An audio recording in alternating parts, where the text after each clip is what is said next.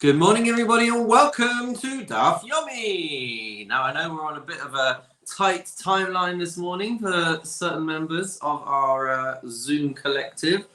So here's how we're going to do things today. We will be doing page 78, Daf Ayin Ches of Pesachim. But first, I was responding to a cry for help from one of our Daf Yomi clan, who wanted a bit of a lay of the land when it comes to korbanot, when it comes to the sacrifices in the Beis Hamikdash. So I thought it would be quite appropriate to start with that, which is why I've asked everyone to have to hand a daily prayer book, ideally with an English translation, so that we can have a blitz through the chapter of Ezehu Mekoman, which is found in the Green Siddur on page 28. It comes just before Rabbi Ishmael in the morning brachot section before we get to Pesukei de Zimra.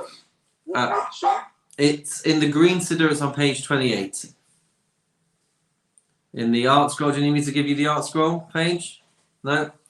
So we're first going to take a look at page 28 in the Green Siddur, or wherever it is in the art scroll, Ezehu Mekoman. So I'll give a couple of broad pieces on sacrifices, on korbanot. Okay, so fundamentally, there are a few different types of sacrifices that were brought in the temple.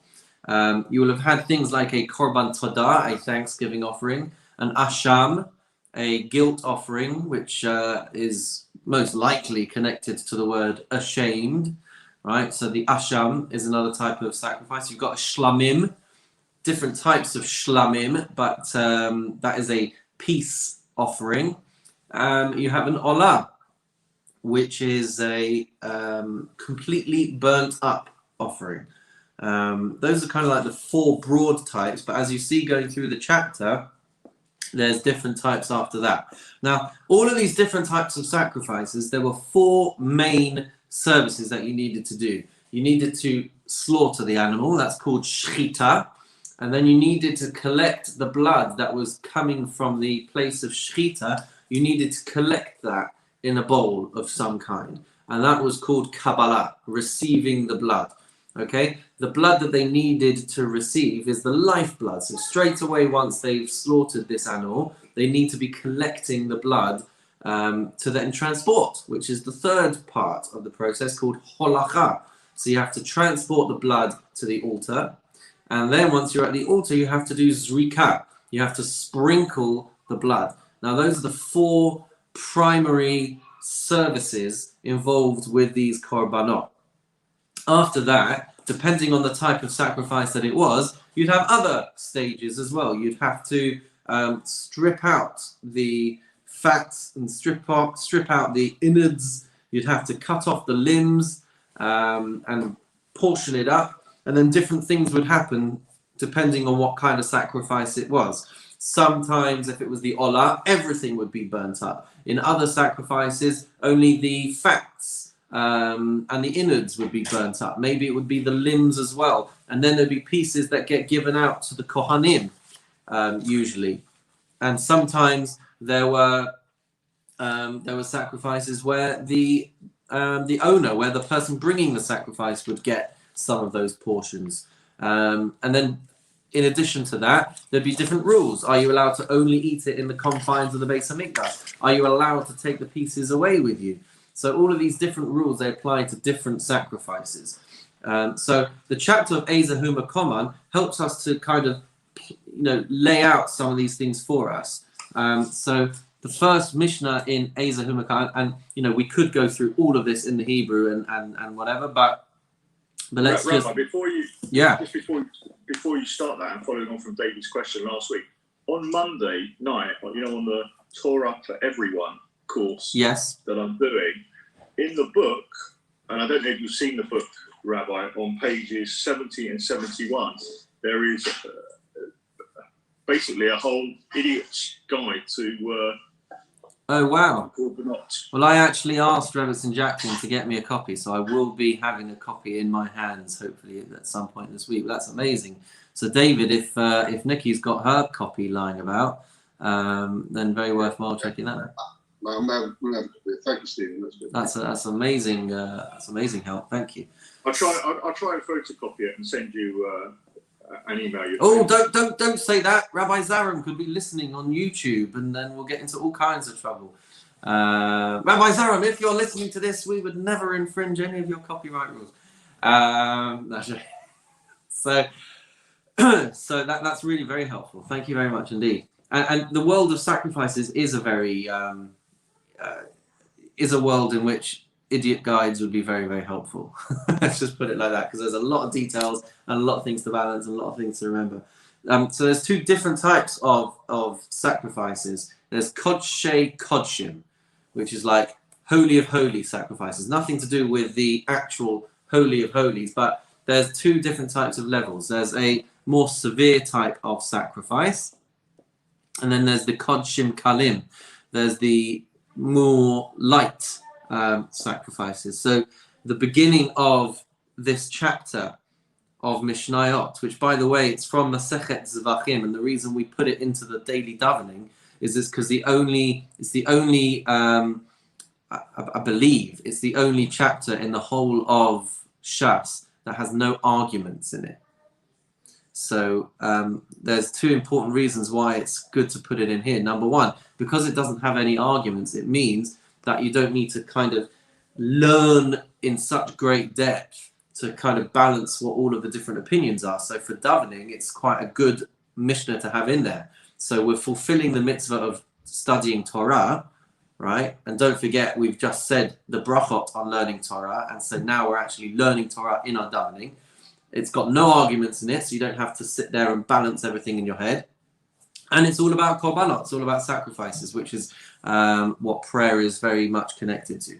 So you've got your Kodshei Kodshim, your more severe ones, which is why at the beginning of this chapter, it will start going through the process for the bull and the he-goat of Yom Kippur. And so it tells us that these sacrifices would be slaughtered on the north side.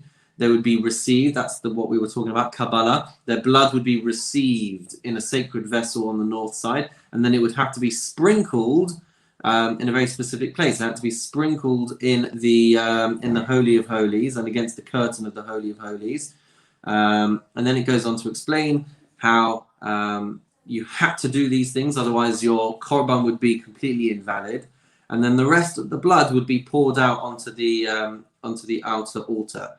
Then it goes on to talk about the parim hanisrafim, u'seirim hanisrafim, the bulls and the goats that were completely burnt. Again, talking about the receiving of their dam, talking about the sprinklings that had to be taking place.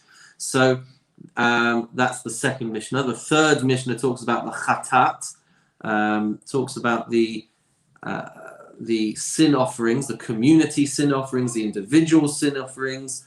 It talks about the goats that were offered on Rosh Chodesh and on festivals. So that's kind of like the next stage down. The blood would have to be sprinkled on all four corners, which is why you have this whole piece about the order in which the Kohen would have to move around the corners of the altar.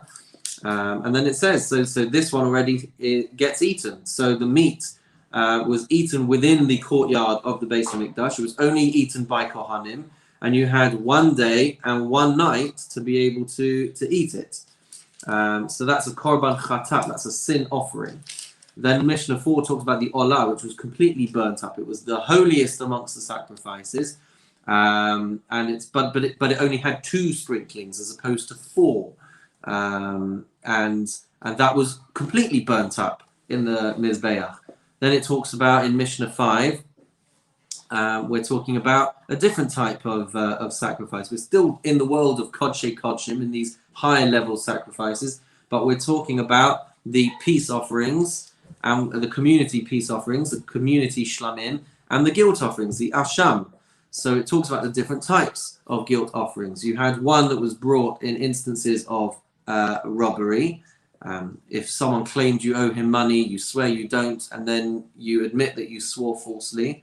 You've got guilt offerings for Me'ilah, which we're going to talk about a bit today, but misappropriating temple items.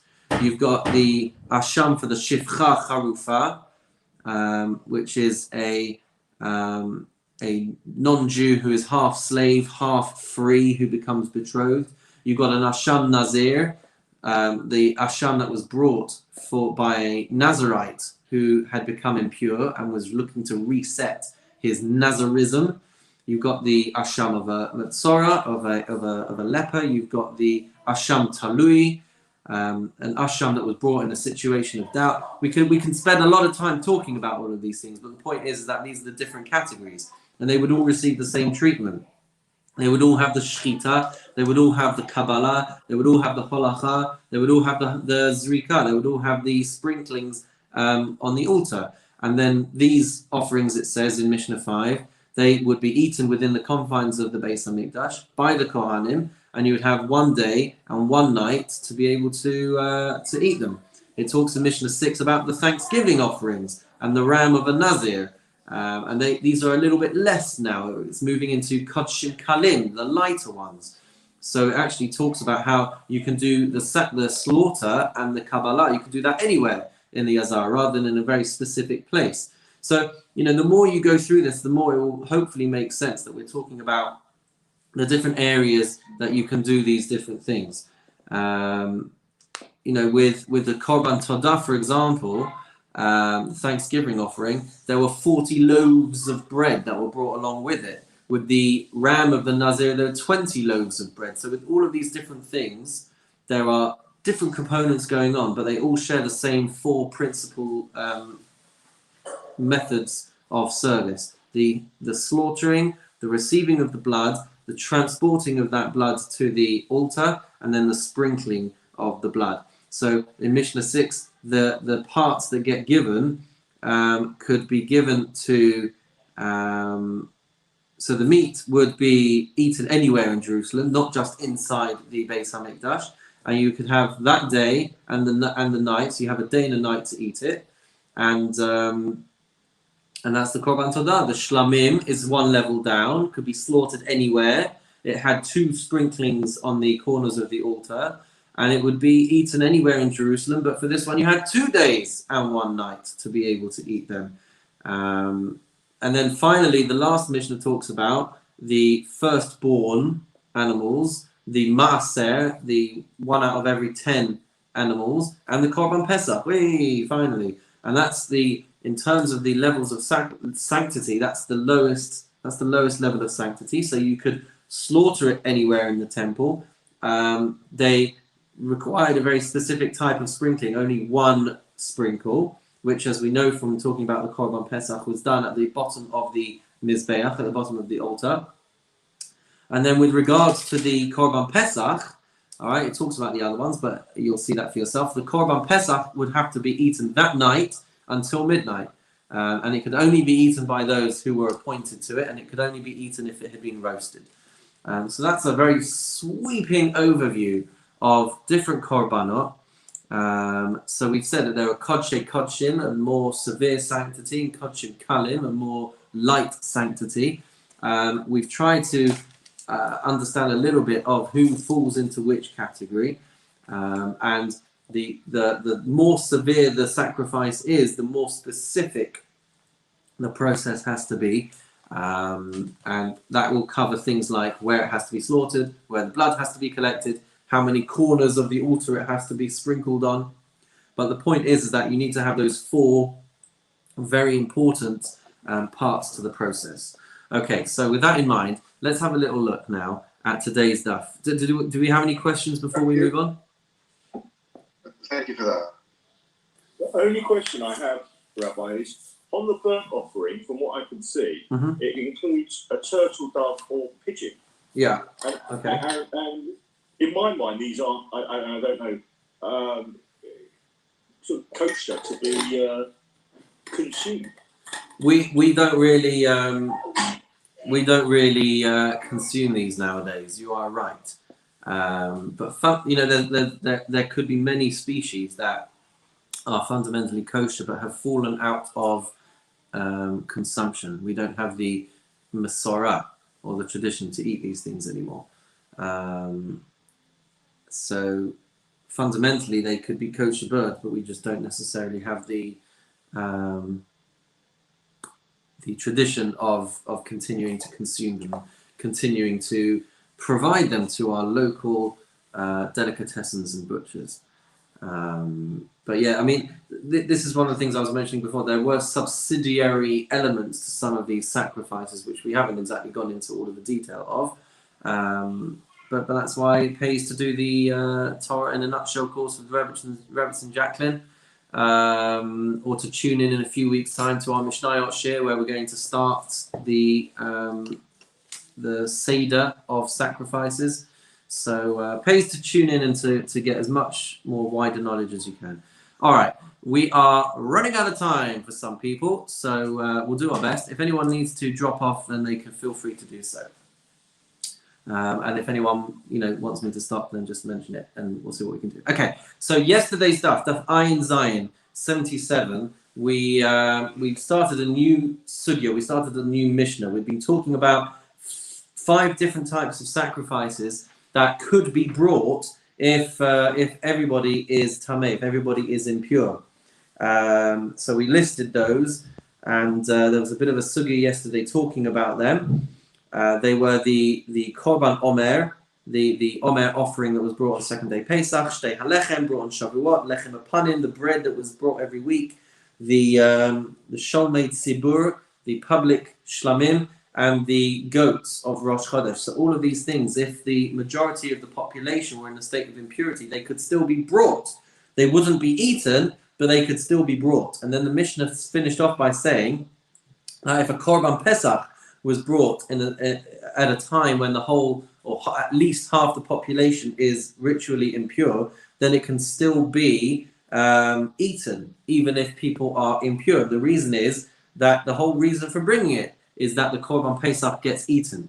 So yesterday's daf introduced quite a well-known machlokes regarding public sacrifices being brought in a state of ritual impurity. So we saw the opinion of Rabbi Yehuda. Rabbi Yehuda had held that the Torah basically allows, as a complete permission, for sacrifices to be brought. So even though half of the population is impure, the Torah just almost turns a blind eye to the presence of any impurity. That's the opinion of Rabbi Yehuda. Rabbi Shimon had said that it's not that the Torah turns a blind eye, it's that the mitzvah overrides the problem of the impurity. So there's still impurity there, but the mitzvah, the importance of bringing these public sacrifices, overrides the fact that people are in a state of ritual impurity. So there were different implications to what this would mean. Okay, if you had sided with the opinion that there's actually, the Torah turns a blind eye to the presence of tumah, then what it means is that if a kohen is impure, he can serve in the Beis Hamikdash even if there were also pure kohanim there. Okay, because the impurity is just pushed away. And if that's the case, then it does not need something which is important for our daf today. It does not need something called ritzui tzitz. The tzitz was the golden plate that the Kohen Gadol used to wear, and it had this very spiritual property that it's a concept known as the tzitz, giving the I had a good word for it. I looked this up last night. Synonym for propitiate, because I didn't know what propitiate meant. It appeases. It pacifies the process. It kind of like makes a deal with Hashem on the Jewish people's behalf, as it were, that Hashem should accept these sacrifices. So if the tumah is swept away, if the impurity is completely turned a blind eye to, then we don't need the tzitz to kind of finish the process and get Hashem's approval, whatever that might mean spiritually. But if we hold that the korban is overriding the presence of the tumah, and it's just more important, then what that means is that impure kohanim cannot do the service, And it does need this final component of the tzitz to achieve the effect and the approval of Hashem. So that was one level that it becomes relevant for us today. And the other related issue that applies to us today is that if you've got situations of impurity, okay, and there's a situation where you can't eat the meat, what happens to the zrika? What happens to that fourth part of the process, the sprinkling of the blood?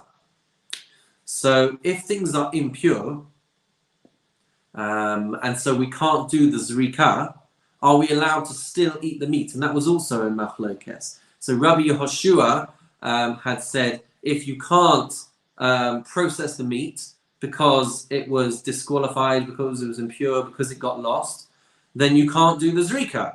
The two are very important. Rabbi Eliezer says you can still do the zrika even if you don't have the meat. So that also has some bearing on what we're talking about. Another issue that had bearing on what we're going to be talking about is Rabbi Eliezer says that the tzitz it's called hatzitz meratze al ha'achilot. Can the tzitz, can the golden platelet cause the meat to be considered as if it was pure? So that's also subject to our machlokes, to which we have Rabbi Eliezer, who says that the tzitz does make the meat out to be pure, in which case you can do your sprinkling. And you got Rabbi Yossi, who says that it does not make the tamei meat to be considered like it was pure, which means that you can't do the zrika. And therefore, if you don't have meat, then you don't have the blood. And that's the two kind of arguments merging into the two. So all of that gives us a little bit of background as to where we're coming at today. So there is a lot going on. There's a lot of different components. And where we get to at the beginning of today's daf is whether it is looking at the opinion of Rabbi Yossi. So Rabbi Eliezer, we had said, the tzitz can turn this impure meat to be considered like it was pure, in which case you can do zrika, even if you hold that if you don't have meat, you don't have the blood. Whereas Rabbi Yossi says it does not change the status of the meat, in which case you cannot do the sprinkling, you cannot do the zrika. And if you hold ein basar, ein dam, that if you don't have the meat, then you don't have the dam, then you can't do the zrika. So the Mishnah is going to say, first of all, on the second line down, and now we're finally going to share the screen, by the way. Where is it? Finally going to share the screen.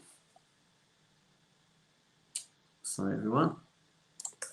There we go. Is everyone seeing Pesachim on the screen there? Yeah. Okay. We've got some thumbs up, and we're going to share. And we're going to share it as well. What have I just done? I've just taken that away, haven't I? Sorry. Have I just clicked? No. Oh, goodness me, guys. I'm sorry. Just 1 second. It just managed to close my browser window. Are we still streaming? Oh, no. Okay, I think we're still streaming.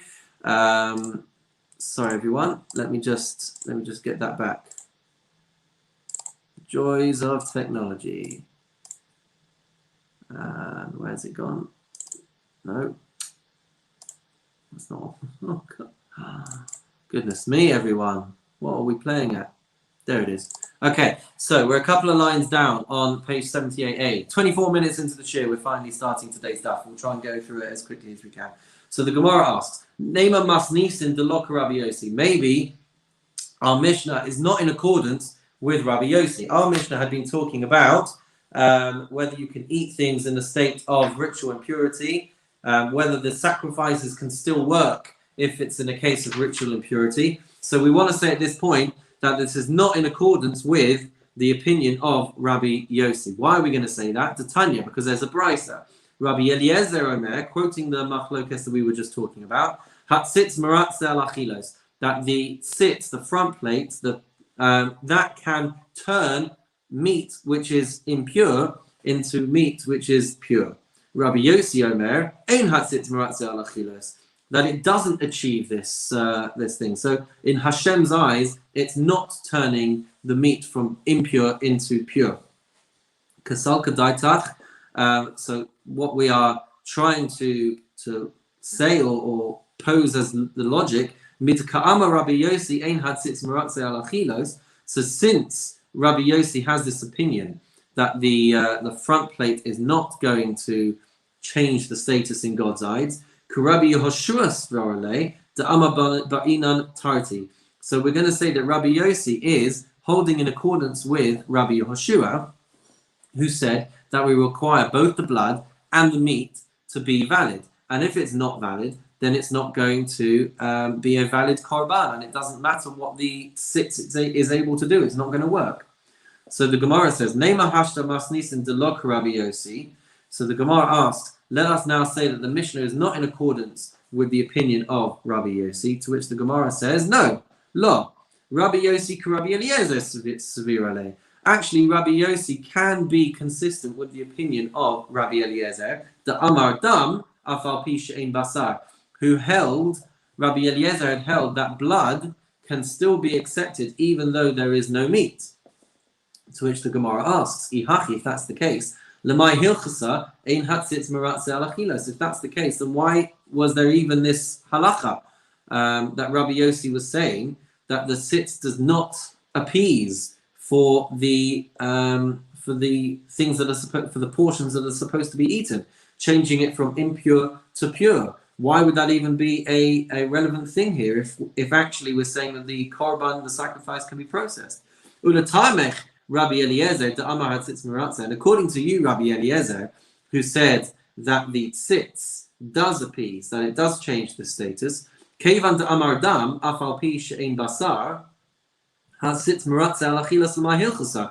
Since you're saying that the blood can still be effective, even though the meat is not effective, so with this whole thing of the tzitz changing the status, appeasing for Hashem the portions that are supposed to be eaten, l'mai hilchasa, what was that even in relevance to? Where does that halacha even apply? So the Gemara answers, Ela lemikva'e b'pigel u'lo afuke midei mila kamipalgi. So what they're disagreeing about is whether the impact of these different things that we're trying to hold in our heads, all of the different, what is effective and what isn't effective, what bearing is it going to have on the halachas of pigel and me'ila? Pigel is the ability to invalidate the status of a sacrifice with inappropriate mindsets, and there are dire consequences. If a person was to eat pigel, they are chayev kares, if I'm not mistaken. They are chayev for spiritual excision. So pigel is a very, very serious problem when it comes to sacrifices, and me'ila is also a very difficult problem when it comes to sacrifices, because that is where you are misappropriating temple property. So depending on how far we can say a korban is effective is going to have bearing on whether a person could be violating pigul or me'ila. So Rabbi Eliezer Savar, Maratzet Sitzilave, that the korban is processed in Hashem's eyes, even though it's brought in a state of impurity, even though the meat might be impure. In Rabbi Eliezer's opinion, Hashem is going to view this as a valid korban. Hashem, in Hashem's eyes, it's going to be like a pure sacrifice. And if it's like a pure sacrifice, the kavalei b'pigul, then the problem of pigul is going to be in play here, because pigul can only apply to something that is a proper korban. But if it's a proper korban, umafik le midei mila, and so the problem of mila, of misappropriating the temple property, that problem is going to be excluded, because there's a certain point at which me'ila doesn't factor into the sacrificial process. You're just going to have to go with what I'm saying here.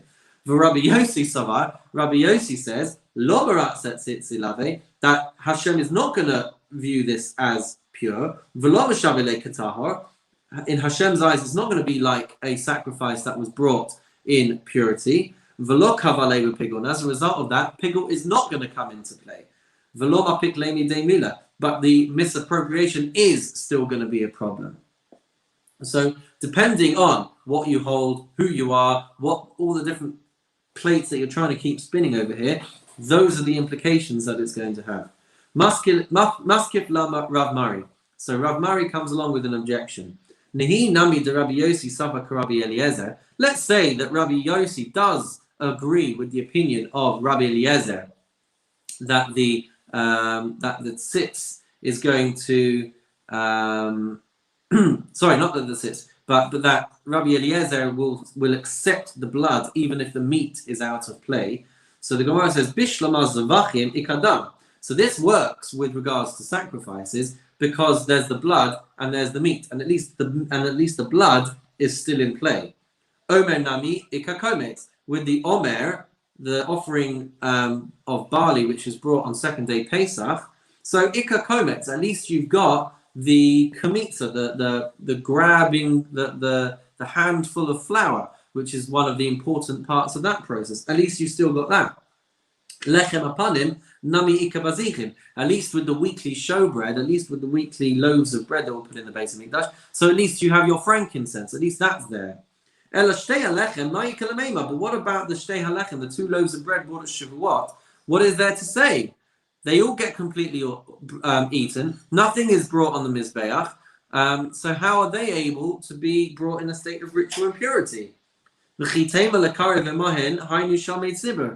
you want to say that they are valid because of the lambs that are slaughtered along with them, then the Gemara is saying that's the case of Shamei Tzibur. Those are the public peace offerings that were listed separately in the Mishnah. So you can't say that goes with the Shtei Halechem. So the Gemara says, Imkain, Havu lahu arba, va'anan chamisha tanan. In which case, you only have 4 things in our Mishnah from yesterday, or the day before, depending on when you learnt it. And we're saying that there are 5 things that the Mishnah says can be brought when everybody is impure.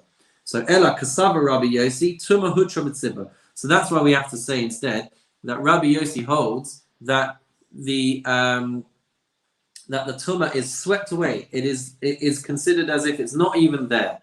And when it comes to public sacrifices, we turn a blind eye to the presence of Tumah, and it's considered as if it is impure. And in that way, we don't have a problem with our 2 loaves of bread. The Gemara asks over Hatanya, but there's a brisa which says Echad zeh ve'echad zeh in relation to a kohen sprinkling before burning the para aduma, the red heifer, and with regards to a kohen gadol doing the temple service on Yom Kippur. With regards to these things, Echad zeh ve'echad zeh mazin alav kol shiva mikol chataos shehayu sham divrei Rabbi Meir. According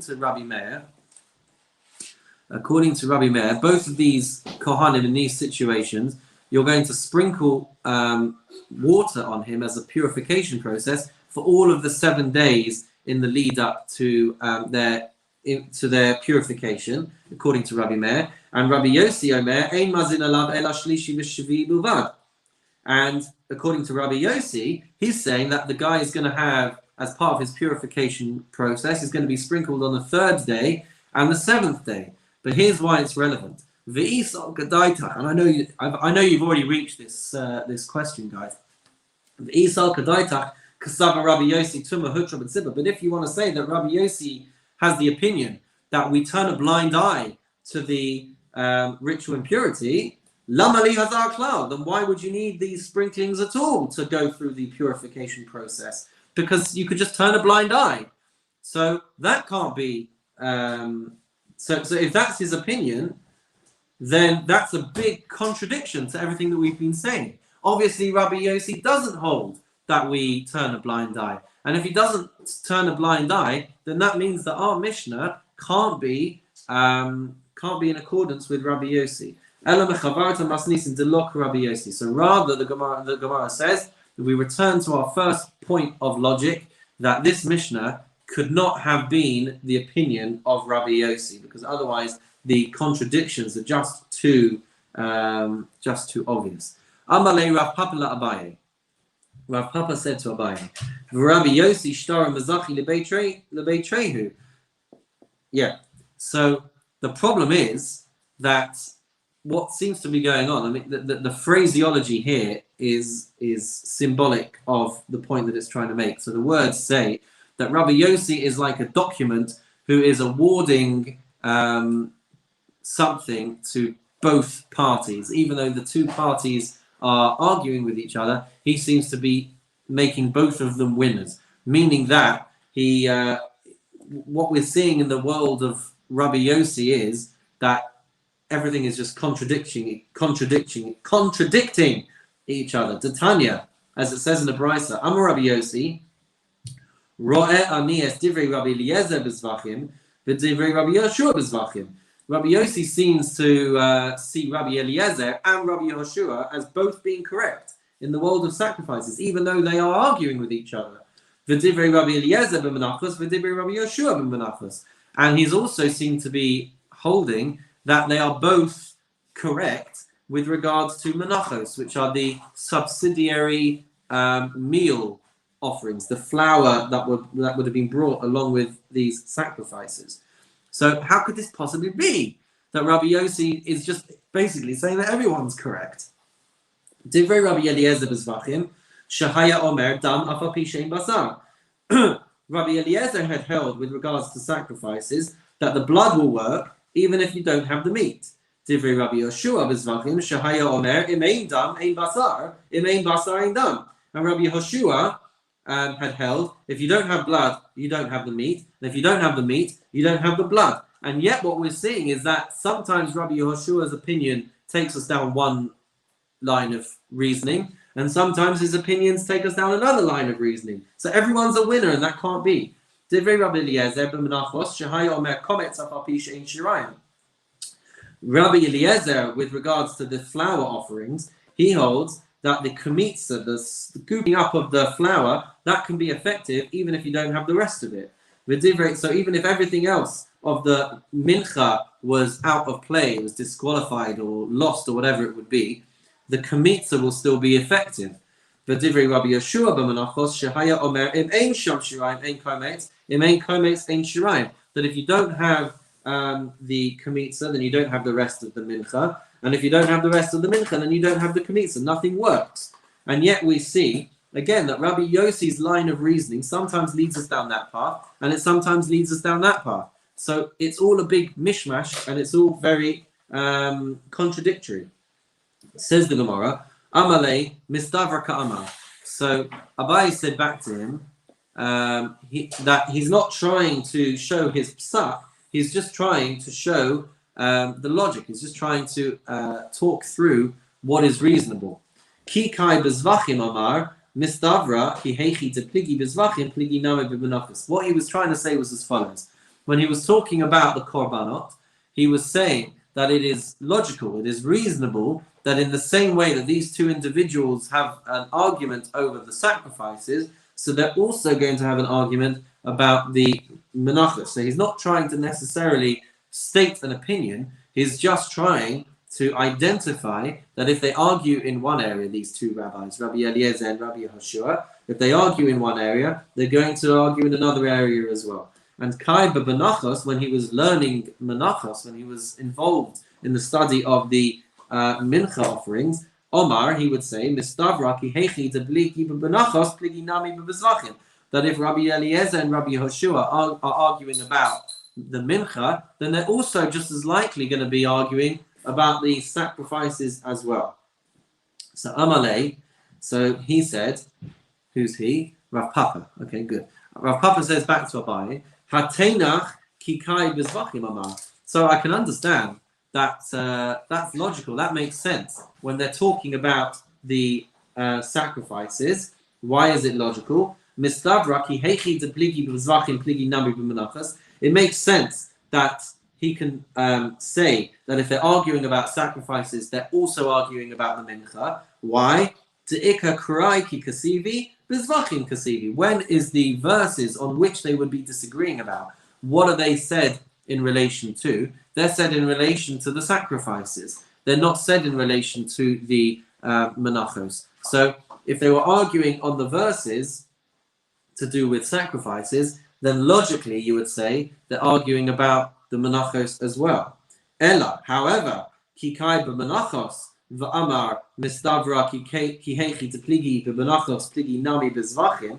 But when they're talking in the world of a mincha and they're arguing between themselves on the mincha, and we would say that extends to the sacrifices as well. V'ha'ika krai b'zvachim hu tiksivi. That direction doesn't really work because the verses are talking about sacrifices. So that can't be the basis for a machlokes for Rabbi Eliezer and Rabbi Yoshua, because they're not arguing that you can't start the argument in the world of a mincha. So that's the only problem I have with your theory over there. So the Gemara answers, Ela lo kashya. This doesn't have to be a problem, says Abaye, I think. Ro'e ani es divrei Rabbi Eliezer ben Nitma, v'divrei Rabbi Yehoshua ba'avad v'saraf. So actually, what Rabbi Yossi would be saying is that he can see Rabbi Eliezer as being correct in a situation where the sacrifices have become impure, and Rabbi Yehoshua could be correct in a world where they're talking about where it hasn't become impure, but that the parts, the portions of the sacrifice have become lost or burnt up. So he partially agrees with Rabbi Eliezer, and he partially agrees with Rabbi Yehoshua. It just depends what we're talking about. Are we talking about meat that became impure, or are we talking about meat that became destroyed or lost? Benitma my timer, why would Rabbi Yossi agree with Rabbi Eliezer when the meat becomes impure? Mishum demaritzi tzitz, because over there the tzitz is going to turn it, as we said before, is going to be turning it from impure to impure, and in Hashem's eyes, it's going to be viewed as a pure sacrifice. Hang on. I know you've all got this question. I know you do. Hashamas leila Rabbi Yossi to Amarein Hatzitz Maratze Alachinos. But hang on a minute. We've just said beforehand that Rabbi Yossi says that it doesn't work. So if that's the case, so the Gemara is saying that Hashamasli, but you've heard that Rabbi Yossi would say that the tzitz does not work to turn it from impure to pure. So the Gemara says, Ela lo kasha. No, this doesn't have to be a difficulty. We can say that Rabbi Yossi, again, he partially agrees, but Ro'e ani es divrei Rabbi Eliezer, but Sibur. He only agrees with Rabbi Eliezer when it's a case involving a public sacrifice. Ro'e ani es divrei Rabbi Yehoshua biyachid. And he agrees with Rabbi Yehoshua when it's a korban of an individual. But Sibur, my timer, why would he agree with Rabbi Eliezer if it was a community offering? Mishum detuma hutra b'tzibur, because the Torah is going to turn a blind eye to the tumah for a community sacrifice, and that is why he is able to agree with Rabbi Eliezer. So Chada, however, we do have one objection. Chada deshamas leila Rabbi Yossi da amar tumah tuchiya b'tzibur. Hang on a minute. Rabbi Yossi would say that the impurity overrides, so it doesn't get rid of the impurity altogether. It just pushes it aside. So the tumah still remains, but it's just the mitzvah is more important. The odd, and furthermore, ibet sibur Rabbi Eliezer machshir v'lo Rabbi Yehoshua. And also, why do you think it would only be Rabbi Eliezer who says that the sacrifice is kosher for a community offering? Why would you think Rabbi Yehoshua wouldn't say that? Says the Gemara as we turn the page, Ha'amarta bet sibur afili Rabbi Yehoshua modeh. You said that Rabbi Yehoshua would agree that for a community sacrifice, it would also have the tumah pushed off. He would also agree to it. Elas, now we have to have another attempt at rationalizing Rabbi Yossi's opinion. Ela roe ani divrei Rabbi Eliezer b'diavad. That Rabbi Yossi will see Rabbi Eliezer being correct in a bedieved situation. right? So the best case scenario is out the window, and now we're looking at the secondary case scenario. So that is where Rabbi Yossi will concur with Rabbi Eliezer. But the opinion of Rabbi Yehoshua was meant as the best case scenario. That's ideally what should happen. But now the Gemara says, Diavad afilu Rabbi Yehoshua nami modehu. But Rabbi Yehoshua would also agree that in a b'diavad situation, as a second instance, he would agree that it will work. The Katani mode Rabbi Yehoshua, because we learn that Rabbi Yehoshua would agree she'im zorak hortza, that if you did sprinkle the blood, then it would work. The offering would be valid. Ha b'tuma, ha ba'avad v'sarf. So that's why the Gemara now responds and says that is so one case is with regards to tuma, and one case is with regards to where the korban got lost or got burnt. Ki katani mode Rabbi Yehoshua shim zarak hurtza. When would Rabbi Yehoshua say and concede that the korban is effective if you sprinkled it but there was no meat? That is benitma. That is where the meat was impure. Aval ba'avad v'saraf lo, but not if it got burnt up or if it got lost. Kika amar Rabbi Yossi roi anies divrei Rabbi Eliezer b'diavad ba'avad v'saraf. So when is the very specific situation where Rabbi Yossi sees Rabbi Eliezer being correct? That is when we are dealing with a b'diavad situation. So it's not the ideal situation. And it's where the korban was lost and burnt. So over there, Rabbi Eliezer would say it would still work, and Rabbi Yossi would agree. And Rabbi Yehoshua would say, no, in that instance, it actually doesn't work. So as I said, it's all very difficult to keep everything balanced and to remember all of those different things. But what lies at the heart of all of this is trying to figure out and to piece together how it could be that Rabbi Yossi is seemingly holding such contradictory opinions. And, it's very easy for us to live with such, conflicting opinions at times. In fact, there's an amazing book called Do You Think What You Think You Think? And there's this test in there which gets you to put a number or to tick next to statements that you agree with. And then when you go through the results, if you've ticked, question 1 and question 14 as things that you've agreed with, so it identifies a flaw in your thinking system. So we can live with these kinds of contradictions. If I think that, it's okay to, to always give poor people money, but then I also agree with the government not having to take money from the rich to give to the poor, whatever it might be. So we can be holding two conflicting opinions and we can still get on with our lives.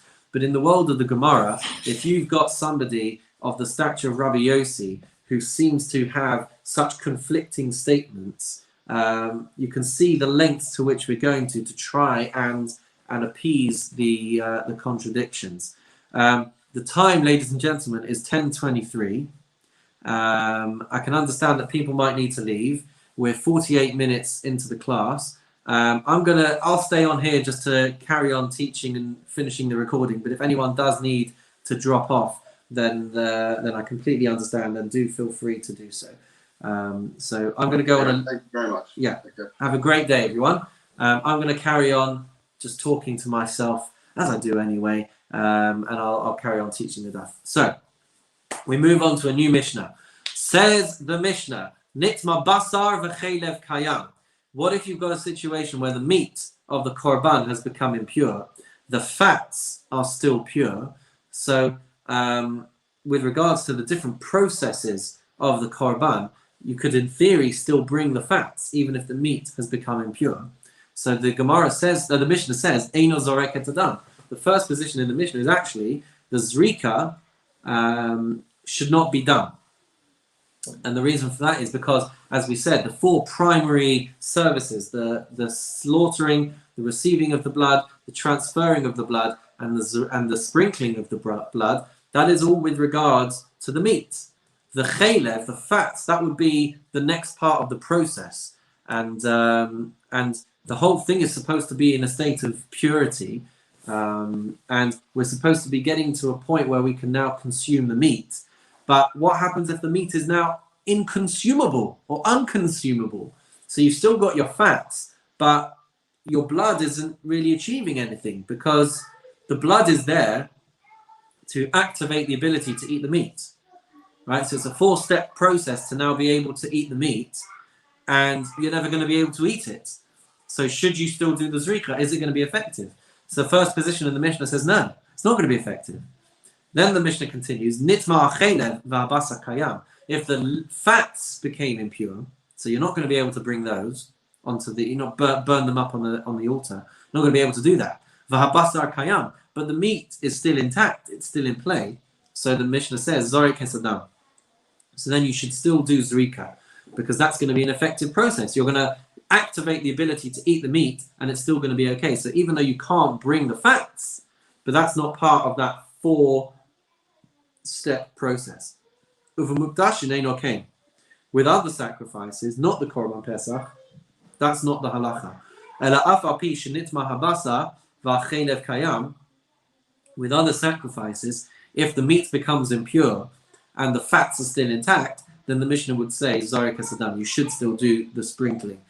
With regards to the Korban Pesach, the whole point is that we want to be eating the meat. That's the whole point of the Korban. So that's the point of machlokes, of disagreement in the Mishnah. Says the Gemara, Amar Rav Gidl Amar Rav. Rav Gidl said in the name of Rav, Im Zarak Hurtsa. If you did go and sprinkle the blood, even though the meat was impure, then the Korban is accepted. It is a valid Korban. Asks the Gemara though, but we need to be eating this Korban Pesach, so why should it be valid? Answers the Gemara, Achila lo ma'akva, that the eating of the Korban Pesach does not ma'akev, does not prevent the Korban from being accepted. You will have still discharged your obligation even if you don't eat it.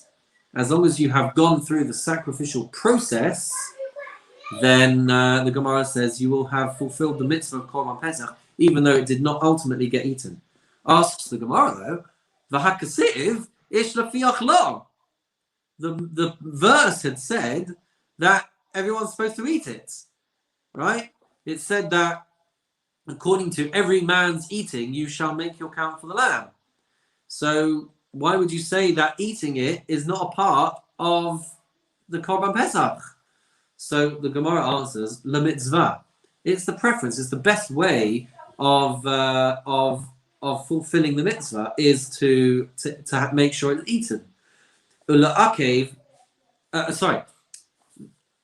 It's saying that the best way to do it, the ideal way, is that it should get eaten. But the mitzvah will still be fulfilled even if it doesn't get eaten. But the Gemara asks again, you want to tell me that it doesn't prevent the sacrifice from being accepted? Vahatanya. But the Baraisa says, quoting a verse, B'michsas. It says in a verse, according to the number of souls. Melamed she'ein ha'pesach nishchat ela lemenuyav. This teaches us that a Korban Pesach can only be sacrificed if there are people who are registered for it.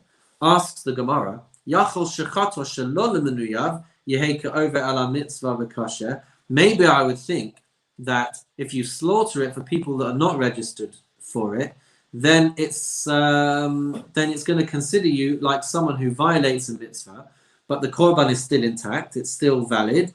Answers the Gemara to that though, Talmud Loma. That's why the verse comes to teach us, Ish lafiach lo tachusu. The verse says, according to every man's eating, you shall make your count. Hakasu shona alav la'akev.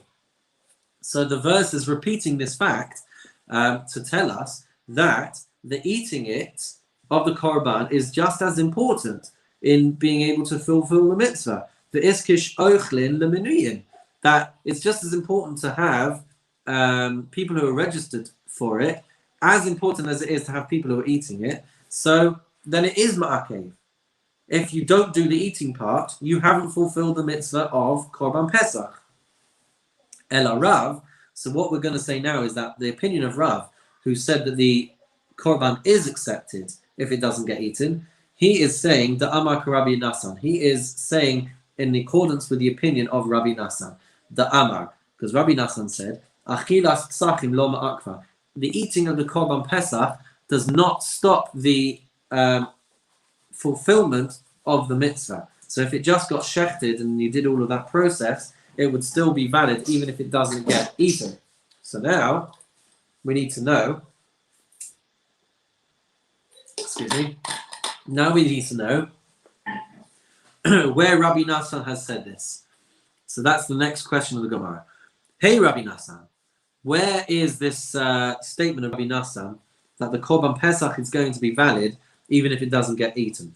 Ilay Mahar Rabbi Nassan, if you want to say it's this statement from Rabbi Nassan, the Tanya, as it says in the Baraisa, Rabbi Nassan Omer, Rabbi Nassan says, Minayin shekol Yisrael yotzim Pesach echad. From where could we know, or from where do we know, that the entire Jewish people could fulfill the mitzvah of Korban Pesach with only one sacrifice? Talmud Lomar, V'shachatu oso kol kahal adas Yisrael bein habayim. It says in the verse, and the whole congregation of Israel shall slaughter it in the afternoon. V'chi kol akal shachatin. Do we have the entire Jewish people slaughtering? V'halo ein shochet ele echad. You only have one person doing the slaughtering, and yet somehow it's fulfilling it for everyone else. Ela melamed shekol Yisrael yotzim b'pesach echad. So you could have a situation where the entire Jewish people are fulfilling the mitzvah of Korban Pesach with one sacrifice. To which the Gemara says, Dil Mashani Hasan, maybe it's a bit different over there. We can't compare our two cases. Maybe it's a bit different. Because you've got a situation of the entire Jewish people fulfilling the mitzvah with one korban. So we brought evidence from... are we bringing it from the Korban Pesach? Yes, we are. So maybe these two things are not comparable, because if enough people would withdraw from the Korban, right? So you've got thousands and thousands of Jewish people trying to all get in on one Korban Pesach. But if a lot of them were to withdraw, then it would be fit for the other ones to be able to eat it. So even though it's impossible for all Jews to eat from the same Korban, the offering is nonetheless fit for everybody if others were to withdraw. So that's not a good enough comparison to be able to rely on. Elahar Rabbi Nassan. So rather, maybe it's this statement from Rabbi Nassan, the Tanya. Nimnu alav chabura achas, v'chazru v'nimnu alav chabura acheres. What if you've got, let's say, a group of 10 people who have registered for a Korban Pesach, right? They all have to be able to eat an olive's bulk of meat of the Korban Pesach, and at the moment, the size of the group is sufficient. There's enough meat to go around. But then a second group come, and they register along with the first group for this Korban. So now there's not enough meat to go around, because there's too many people trying to get in on the action of this Korban Pesach. So the Gemara says, Rishonim sheyesh lahem kazayis, the first group for whom there would have been enough to go around, ochlin, they can eat, u'paturim milasos Pesach sheni, and they are exempt from needing to bring a Korban Pesach a month later. Acharonim she'ein lahem kazayis, but the second group for whom there's not enough to eat, ein ochlin, they can't eat the Korban Pesach that they've tried to register for, and as a result of not having brought one on the first Pesach, chayavin lasos Pesach sheni, they now have to bring a Korban Pesach 1 month later on Pesach sheni. But Rabbi Nassan says, Elu va'elu paturim milasos Pesach sheni. They both are exempt from bringing a Pesach sheni. Shekvar nizrak hadam, because the sprinkling has been done, the blood has been sprinkled. So they, even though the second group didn't eat, they've all fulfilled their obligation, and so they don't need to bring a korban a month later. So according to Rabbi Nassan, the sprinkling of the blood finishes the process, even if the eating hasn't been done. It wasn't essential. Akati dilma shani hasam din mashki hani chazi lahu. But then we could say again that maybe it's different, because if the first group would withdraw, then it would be fit for the second group. So in Cain, if that's what you would want to say, lisnei hoil v'ru'im limashech my shekvar nizrak adam. If that was the case, then it should have said that the second group is exempt from bringing a korban a month later because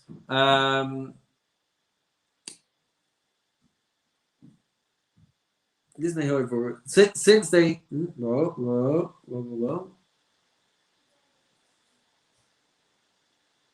if so, let it teach that the second group is exempt from bringing the korban pesach because the first group could have withdrawn and then there would have been space for them. If that's the case, my shikvar and Yizrak Adam. Why did the Brisa say that the blood has already been sprinkled? And that's the reason why. So Shma Mina Badam Talia Milta of Alachila Lo Ma'akva. So if that was the evidence, it doesn't really work because what we're learning from this is that the blood is affecting the effectiveness of the korban, and it's not because of the eating. So my durke derav demokim lamas nisin lechatchila v'Rabbi Nassan. So the Gemara asked, why is Rav even trying to establish the Mishnah as the opinion of Rabbi Nassan? Why is he trying to do that as his first course of action? Nokma karabana. Let him try and establish it as the opinion of the rabbis. Va'afilu diavad namilo. And even in a case of b'di'eved, as a secondary after the fact, that he won't fulfill the mitzvah, he won't fulfill his obligation of the korban pesach, even though he's sprinkled. So Rav mas nisin kishise. So Rav has the following difficulty. Amai ein zorik hasadam. Why is the Mishnah teaching us that we don't sprinkle the dam? Why does it use that terminology? Listen, pasul. Let the Mishnah say that the offering, that the korban, is pasul, it's invalid, it's disqualified. Ela shma mina ein zorik lechatchila. Rather, it's coming to teach us that you really shouldn't sprinkle the blood. Aval diavad shapir dami. But if you did, then it would be okay. Ula Rabbi Nassan, and according to Rabbi Nassan, ish lefi achlo lamali. Why would Rabbi Nassan need this verse of ish lefi achlo in the Torah, of every person eating according to their eating? Deba'inan gavra dechazi la'achila. That because a korban pesach needs to have someone who is fit to eat it, and that is why.